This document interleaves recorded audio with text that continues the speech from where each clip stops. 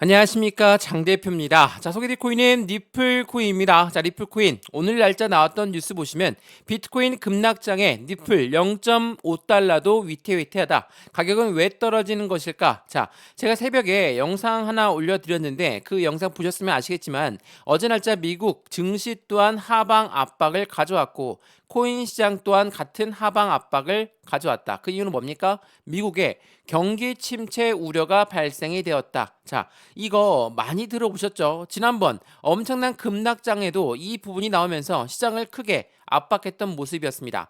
미국의 경기 침체 우려가 발생이 되었는데 주식 시장도 떨어지고 왜 코인 시장도 떨어질까? 자, 우리가 코인에 투자하고 있는 사람이 누구입니까? 개인 투자가 있고 고래들이라고 있죠. 이 고래들이 누굽니까? 기업이고 기관입니다. 이러한 아이들이 코인 시장에 투자를 하면 당연히 이러한 아이들이 주식 시장에 상장이 되어 있기 때문에 주식 시장의 움직임에 따라서 코인 시장의 움직임 또한 같이 나온다는 것은 다들 알고 있으실 겁니다. 더군다나 다른 나라도 아니고 미국의 경기 침체 우려가 발생되었다. 글로벌 모든 국가들이 가장 관심 있게 보는 게 바로 미국이라는 걸 체크해 보시면 어느 정도 이해가 되거든요. 자, 엄청나게 하방 압박을 가져왔는데 그 이유가 대외적인 이벤트였다. 라고 한다면 지금 현재 시점에 리플 코인 하방 압박을 받고 오늘 날짜 살짝 반등하고 있는데 이걸 반등이라고 할 수 있겠습니까? 아직은 아니죠. 그럼에도 불구하고 엄청나게 많이 떨어졌던 정말 지난번 하락장과 똑같은 모습을 보여주고 있다라는 거. 이게 바로 지금 재차 반등력을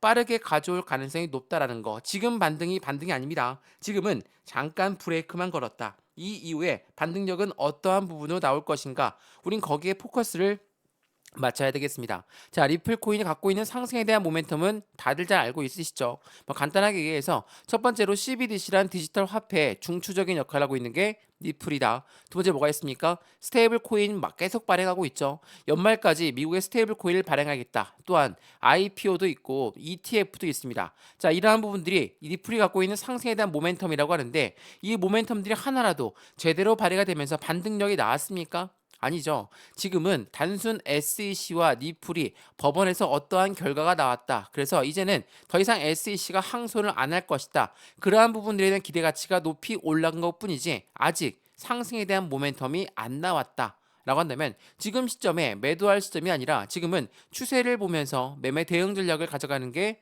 중요할 수밖에 없겠죠. 자, 우선은 어제 날짜로 하락 압력을 가져왔던 미국의 경제 지표가 뭐였는지부터 확인해 보면서 말씀드려 볼게요. 자, 어제 9월 6일 금요일이었습니다. 어제 어떤 발표가 있었습니까? 비농업 고용지수, 실업률이 발표가 있었습니다. 자, 우리가 노동시장을 봐야 되는 거, 더군다나 미국의 노동시장을 봐야 되는 게 왜 봐야 되냐라고 말씀하실 수 있지만 미국은 소비의 국가입니다. 소비의 국가이기 때문에 미국이 경기가 흔들린다면 전체적인 글로벌 시장 모두가 흔들릴 수밖에 없다는 것은 다들 알고 있으실 거예요. 근데 미국의 경기 침체가 아직 아니다라고 하면서 미국 금리를 조종하는 연준이라는 곳은 여전히 노동시장 강하기 때문에 금리를 낮출 필요가 없다라고 이야기했었거든요. 근데 어제 날짜로 나왔던 고용지표 보시죠. 164K를 예측했는데 실제로 142K, 비농업 고용이 떨어지고 있다. 이렇게 확인할 수밖에 없습니다. 또 고용이 떨어진다라는 건 금리 연준이 너희가 경기가 강하다라고 했던 노동시장이 흔들리고 있으니까 금리 인하하는 부분을 너희가 잘못 선택한 거 아니냐 이렇게 이야기가 나올 수 있죠. 그러니까 전반적인 시장 자체는 흔들릴 수밖에 없어요. 근데 제가 새벽에도 말씀을 드렸지만 연준이라는 곳은 금리를 조정하는 곳이죠. 중앙은행입니다. 만약 경기 침체 우려가 발생된다면 미국 연준이 가만히 있겠습니까? 가만히 안 있죠. 이전 코로나 때도 마찬가지였고 전 세계적인 경기 침체 우려가 발생되면 가장 먼저 중앙은행들이 움직입니다. 우리나라 같은 한국은행 같은 경우입니다. 그러한 부분이기 때문에 이렇게 경기 침체 우려가 발생이 되었다. 이거는 단순 단기적인 변동성은 나올 수 있지만 이 부분이 쭉 하고 하방으로 밑으로 내린다. 이게 아니라는 거.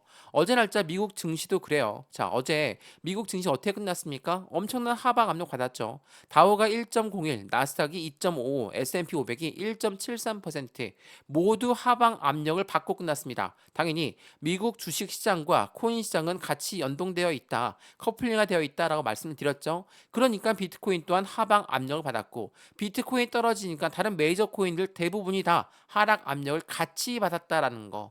그렇다는 건 대외적인 이벤트의 영향을 받다 이렇게 볼 수 있죠. 그리고 이거 금리라는 부분 많이 물어보시는데 기준금리를 낮춘다는 게 어떠한 의미일까? 직접적으로 어떤 의미인지 단순하게 보면 고래들 입장에서 보면 주식에도 투자하고 코인에 투자했습니다. 근데 고금리예요. 투자 자금은 당연히 제한될 수밖에 없겠죠. 근데 금리를 낮춘다? 어떻게 합니까? 투자 자금이 늘어날 수 있죠. 투자 자금이 늘어난다는 건 시장엔 더욱더 긍정적인 시그널을 보여줄 거라는 거. 더군다나 미국의 대통령 선거를 앞에 두고 있는 시점입니다. 당연히 전 세계적인 모든 금융시장이 다 미국을 바라보고 있다는 걸 다시 한번 체크해 보시면 너무나 좋을 것 같습니다. 그래서 오늘 말씀을 드렸죠. 니플코인이 갖고 있는 상승에 대한 모멘텀에 우리는 집중해야 될 거고 똑같은 현상을 지금 여러 번 반복적으로 보여준다고 해서 여기서 매도해왔던 분들 어떻습니까? 다시 올라가서 후회하셨죠. 여기에서 또 매도하시려고 하시는 분들 또 올라가면 또 그때서야 후회하시겠습니까? 안 되겠죠. 제가 리플코인 여러 번 말씀을 드렸지만 리플코인은 700원 라인 때까지는 하방을 무조건 열어놔야 됩니다. 열어놔야 된다는 거는 여기까지 떨어진다라는 게 아니에요. 변동성을 보여줄 거니까 우리 이 부분에 맞춰서 확실한 매수 타이밍과 매도 타이밍을 잡아야 되겠죠. 말 그대로 저점 매수, 고점 매도를 해야 되는데 고점 매수, 저점 매도만 하면 확실한 수익과는 떨어진다는 걸 다시 한번 체크해 보시면 좋을 것 같고요. 리플코인이 갖고 있는 상승에 대한 모멘텀, 서두에도 말씀드렸지만 그 모멘텀에 따라서 우리는 어떻게 매매 대응 전략을 가져가야 될까? 또한 비중 관리는 어떻게 해야 될까? 그리고 앞으로 수익과는 어떻게 만들어갈 수 있을까? 하나씩 체크해 드릴 거고요. 말씀드렸던 SEC 건도 다시 한번 짚어 드릴 거니까 SEC가 왜 항소를 할 수 없을 것인가? 이 부분을 다시 한번 체크해 보시면 너무나 좋을 것 같습니다. 이해되시죠? 자, 그러면 오늘 영상 리플코인 본격적으로 시작하기 전에 구독과 좋아요, 알림 설정 아랫부분에 따봉 버튼까지 눌러주시면 너무나 감사하고요. 전화번호도 말씀을 드릴게요. 전화번호가 010-6531번에 7908, 6531에 7908번, 여기다가 숫자 1번입니다. 문자 한 통만 넣어주시면 이 모든 부분들 먼저 문자 넣어드릴 거니까 영상도 무료로 보고 있는 것처럼 문자도 무료, 카톡방도 무료입니다. 받아보시고 확실한 수익 구간을 같이 만드시면 좋을 것 같고요. 저한테 문자를 넣어주신 것도 무료고요. 제가 답장을 넣어드리는 것도 무료라는 걸 다시 한번 체크해 보시면 너무나 좋을 것 같습니다. 이해되시죠? 자, 그러면 오늘 리플코인 영상 본격적으로 시작을 해보겠습니다. 자, 우선 이 뉴스를 먼저 보면서 영상 시작할 거거든요. 니플 9월달 부진 속에서 대규모 니플의 덤프가 떴다. 자, 카멜라 해리스는 지지선을 눈길을 끌고 있다. 자, 니플이 지금 여러모로 변화를 추구하고 있습니다. 근데 9월달 하방 압력을 받는 와중에 대규모 리플이 덤프로 매도가 되었다라고 합니다. 자, 매도가 되었다. 이거 안 좋은 의미 아닙니까? 더욱다나 덤프라는 것은 저렴하게 매도가 되었다라는 건데 안 좋은 의미가 맞지 않습니까? 이렇게 생각할 수 있습니다. 자, 생각을 한번 다시 한번 해보시죠. 리플이 9월 1일 날짜에 10억 개의 리플을 잔금 해제했습니다. 락업 해제가 되었죠. 근데 말씀드렸지만 8억 개는 재차 락업이 되었고 2억 개가 판매를 위해서 준비를 했습니다. 근데 9월 6일 날 추가로 1억 5천만 개를 더해 이번 달에 더 큰 판매가 있을 가능성이 높다라고 합니다. 자, 판매가 된 건 아직은 아닙니다. 다만 판매가 되든 안 되든 지금 덤프라는 건 조금 저렴한 가격에 매도가 되는 거죠. 매도가 된다는 건 매수자가 있다라는 겁니다. 매수자가 있어야지 매도가 되겠죠. 이거 많이 들어보셨죠? 주식시장에서 대량으로 거래할 때, 코인 시장에서도 대량으로 거래할 때 어떻게 거래합니까? 장외로 거래합니다. 장외로 거래하는데 매도자는 매수자를 먼저 찾은 다음에 거래가 돼요. 이걸 뭐라고 합니까? 확실하게 물량을 넘기는 거. 매수자는 지금 단가가 확실히 매력적이기 때문에 사도 괜찮다라고 생각을 할 수밖에 없는 부분이기 때문에 매수를 하는 거예요. 아무리 돈이 많아서 돈 쓸 데가 없어서 매수하는 게 아닙니다. 매도자는 이러한 매수자를 찾은 다음에 매칭을 하는 겁니다. 이게 바로 장외 거래예요. 대량 거래라고도 하죠. 이러한 부분은 해당되는 부분이 확실하게 시장에선 긍정적인 이벤트를 가져옵니다. 결과적으로 단기적인 변동성이 나올 수는 있죠. 다만 지금 이 단가에 매수했다라는 건 이 단가가 확실한 저점이다 라고 생각하고 있는 시점들이 많다라는 걸 다시 한번 체크해 보시면 너무나 좋을 것 같습니다. 자, 리플이 지난번 한국의 내한에서 뭐라고 했습니까? 리플 금융사들, 한국의 금융사들과 협력해서 한국의 암호화폐 커스터디 사업을 키우고 싶다라고 합니다. 자, 여기 커스터디 사업은 뭐라고 합니까? 스탁 사업이라고 말씀드렸죠. 스탁 사업은 은행과 똑같은 역할을 하는 겁니다. 보관하고 해당되는 그 부분도 대출까지도 연계될 수 있는 부분을 만들어내겠다. 니플이 커스터디 사업에 다른 한국 금융기관과 함께 한다면 당연히 한국의 은행이 니플 은행이 발생되는 거거든요. 자, 이 시장 규모가 얼마냐? 시장 규모는 엄청납니다. 10조 달러의 시장 규모를 판단하고 있어요. 커스터디 시장 자체가 10조 달러, 당연히 코인 시장에 코인 은행이 만들어지는 겁니다. 당연히 시장에서는 더욱더 큰 기대감이 커질 수밖에 없죠. 이러한 부분들이 리플이 계속적으로 이슈를 끌고 이고 있는 내용이거든요. 자, 리플의 모멘텀 중에 CBDC라는 거, 이거 제가 간단하게 설명해드리면 이 CBDC는 디지털 화폐입니다. 자, 디지털 화폐는 뭡니까? 디지털 화폐는 우리가 사용하고 있는 종이지폐, 동전 이제 이용 안 하죠. 우리 벌써 신용카드만 이용하고 있는데 이 신용카드가 이제는 디지털 화폐로 넘어간다는 거. CBDC가 왜 리플과 움직임을 같이 가질 수밖에 없냐? 리플은 CBDC의 확실한 중추적인 역할을 하고 있는 곳이에요. 그렇기 때문에 IMF 국제통화기금이죠. 리플은 IMF와 국제통화기금인 CBDC를 같이 관련해서 논의를 하고 있다는 거. 이거 꽤나 됐죠. 이게 2023년도 5월 때 나왔던 뉴스거든요.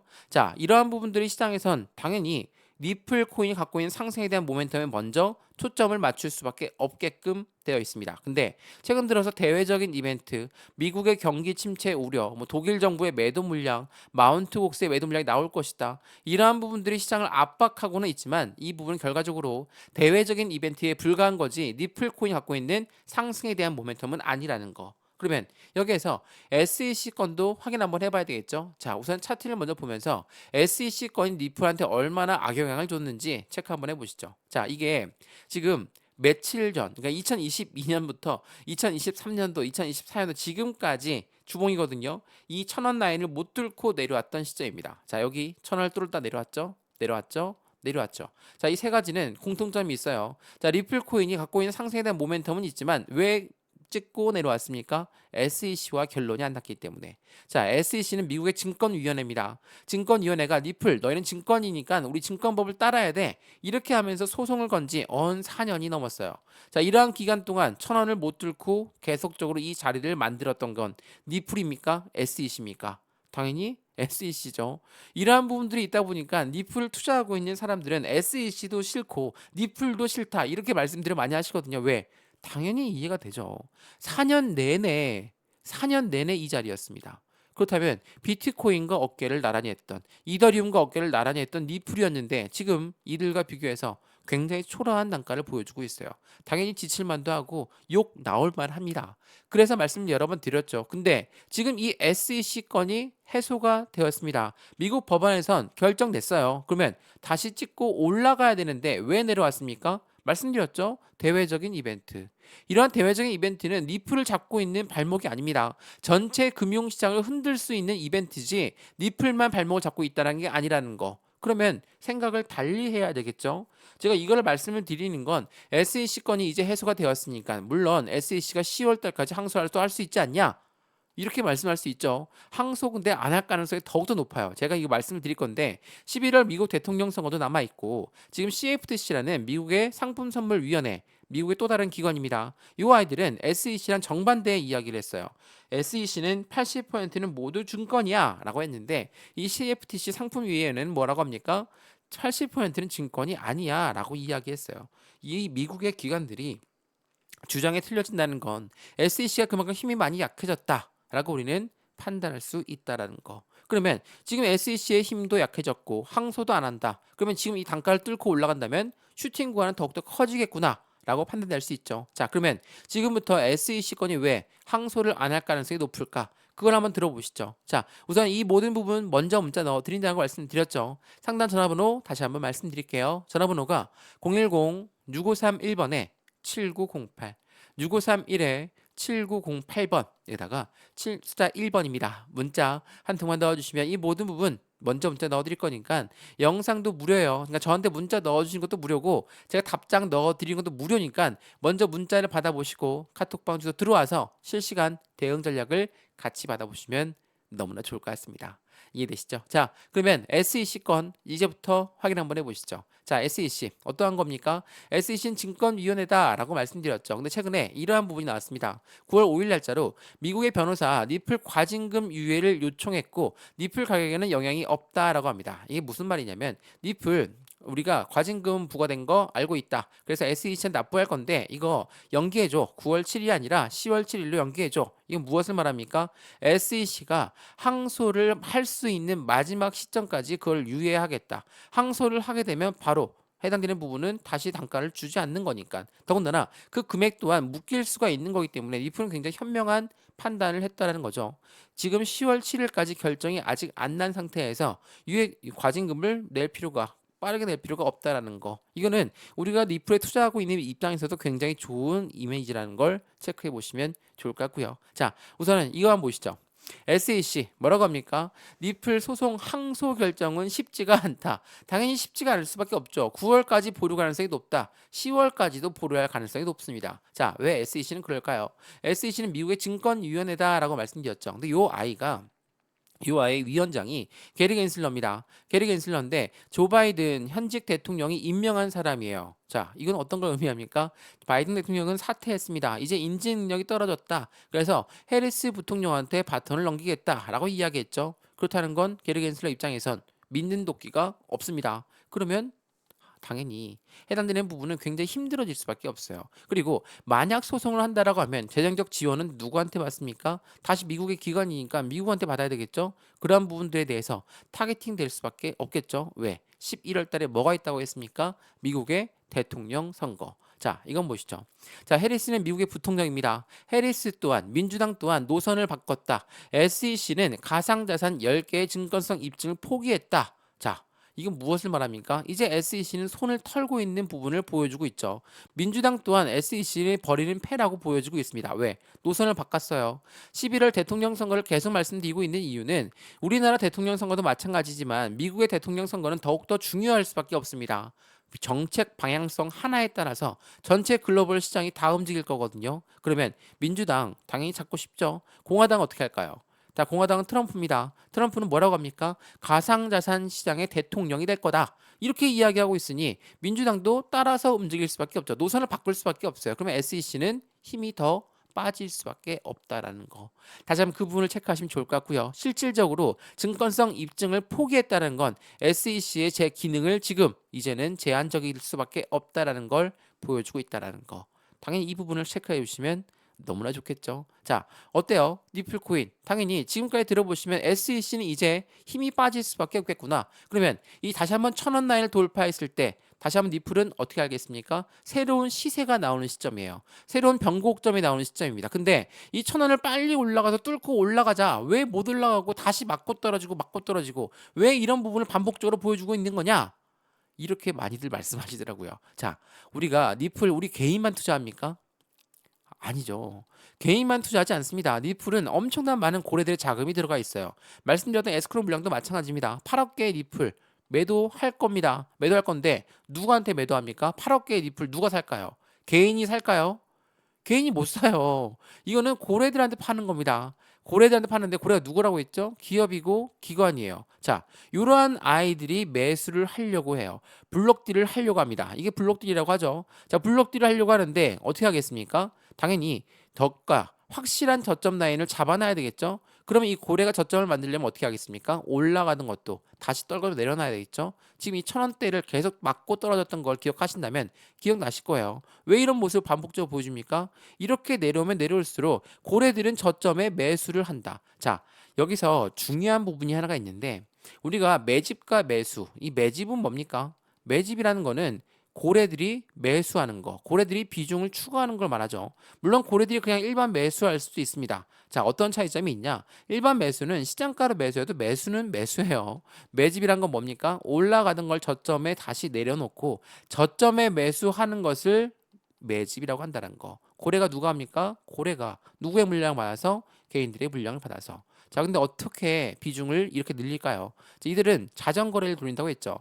위에 매도 주문을 걸어놔요. 아래에 매수 주문 걸어놓습니다. 어때요? 못 올라가니까 떨궈져 나오는 물량 다시 받고, 떨궈져 나오는 물량 또 한 번 받고, 매도도 분명히 합니다. 매수만 하는 게 아니에요. 매도도 하는데 이 리플 코인이 매수도 하지만 매도도 한다. 이러한 부분들로 하여금 개인들은 자꾸 못 올라가니까 던져지는 물량, 그 물량들을 계속 받고 있는 게 고래들이라는 거.